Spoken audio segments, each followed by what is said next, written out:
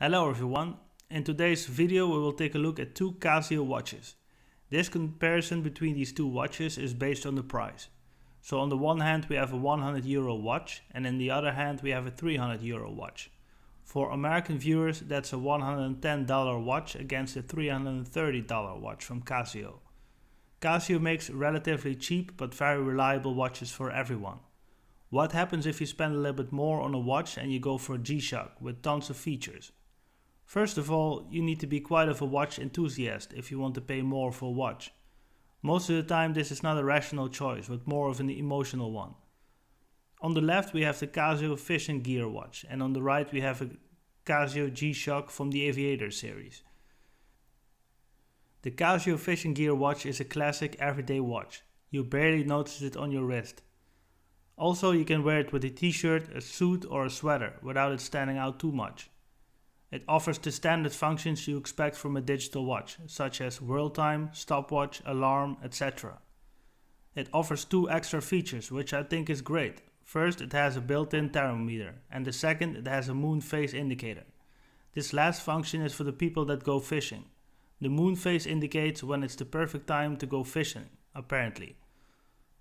It is a nice but basic watch that will serve most of your needs. This will be enough for 80% of the people out there. So why spend more on a watch? Well, if you love gadgets, you must love G-Shock watches. Take a look at this Casio GW1250D. It has much more of a robust feel to it. Some of the features include tough movement, that means this movement can operate under extreme G-forces. The watch is solar powered, so no need for a battery for the next decade. It also has atomic controlled time regulation. It receives automatic time calibration signals every night. And all of that in a pretty sporty looking package. When it comes to the atomic time, you can't get any more accuracy than this. Plus the materials that are used are of outstanding quality. Big buttons, big dials for easy readability, scratch resistant glass that lays deep in the watch case, etc. There is no doubt in my mind that this watch is built for tough situations. Do I need that in my daily life? No, not really, to be honest. But the same applies for cars with 500 horsepower. Do you use that power every single day? Probably not applicable for everyday life situations, but it's still nice to have so much horsepower, you bet.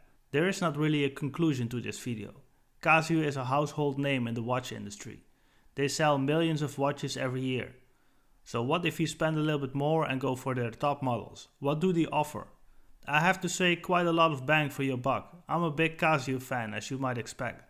My first watch was a Casio and these watches just work. Also, if you're a businessman or you're a pilot and you travel in and out of time zones, this watch is perfect. If you for instance travel to China and you set the watch to Beijing time, it will not only switch the time but it will also change the frequency of the atomic clock. Also with the summer and winter time here in Europe, it automatically adjusts the time for you. Features like this just make this watch a joy to own. To sum it up, it basically is a watch that generates its own power by solar energy, sets its time based on the atomic calibration signals and has a tough movement and therefore able to handle a lot of abuse. Plus this watch operates very accurate everywhere in the world. You got to respect how much watch for the money you're getting. Sure, it's not the kind of watch you wear with a suit, but for everyday situations and life in general, this watch is all you need. Although taste is something that's not measurable, I'm very satisfied with this watch. This watch makes top brands like Breitling and Tissot look extra expensive. Of course, with expensive brands from Switzerland, the devil is in the details. Expensive movements, expensive materials used, and of course the brand itself. Going back to rationality, if you spend between 5k to 10k on a watch, you're probably rich and rationality is out of the window. Thanks for watching, see you in the next video.